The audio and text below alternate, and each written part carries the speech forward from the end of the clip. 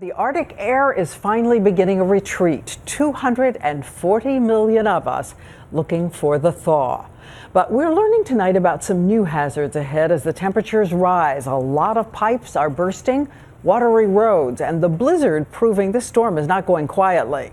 So who had the toughest day today? ABC's Lindsay Janis starts us there. The polar vortex may be retreating, but not before one final howling blow. Blizzard conditions in western New York shutting major highways.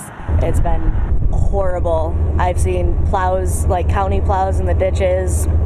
Roads are just terrible. In Hamburg, just south of Buffalo, they're digging out drifts up to 5 feet. It's supposed to be 50 degrees by the weekend. What does that mean? Well, that means now we've got to watch out for flooding.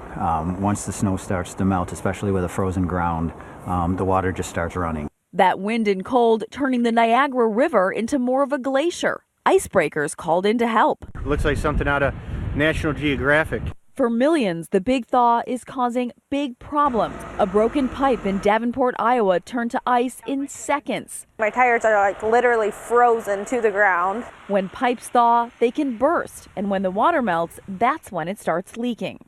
This massive water main break near Atlanta this morning turned telephone poles into ice sculptures. It was kind of, the recreation of the movie Frozen. So many frozen fountains in the South, even a pool. But as the snow and ice slowly disappear, an assessment of the damage. There have been at least 21 deaths, plus a huge economic impact. Childcare costs, plus lost wages for employees who had to stay home. And home heating prices are expected to rise 13% over last year.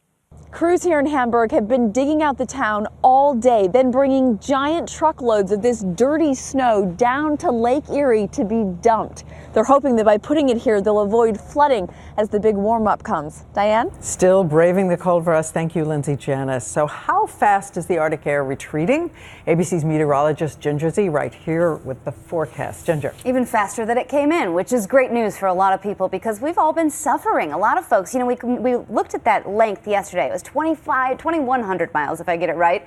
And now it's less than half of that, closer to 1,000. So it is going quickly, and the numbers go with it. Let me show you this, Diane, because so many folks want to know, when do I start to just be tolerable? Well, by Thursday, you're looking at 30s there in that aqua color, 40s then 50s. It pushes to the north, and Friday into Saturday, we even go above average for so many folks mid-Atlantic and Northeast. Boy, that looks great. But so who gets the prize for the longest time in the cold? Yeah, the longest time, the biggest population, we're going to give it to Green Bay because right after that game that so many of us were watching, they did not have the coldest NFL game, but they got close.